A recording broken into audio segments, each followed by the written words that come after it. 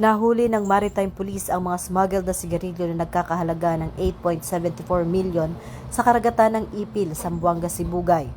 Ayon kay Acting Chief PNP Police Lieutenant General Jose Melencio Nartatis Jr., bandang alas 4 ng madaling araw nang harangin ng isang motorized bangka na may lula na 150 master cases na walang buwis na sigarilyo. Isang sospek ang inaresto at kasalukuyang nakaharap sa kasong paglabag tungkol sa Graphic Health Warnings at Custom Modernization Act. Ito ang hudyat ng patuloy na paghihigpit ng mga otoridad laban sa mga ilegal na aktibidad. Ang mga nasamsam na kontrabando ay inaasahang ito-turn over sa Bureau of Customs para sa tamang disposisyon. Ang tagumpay ng operasyon nito ay nagpapakita ng dedikasyon ng Maritime Police at PNP sa pagpapatupad ng batas at pagpigil sa smuggling sa bansa.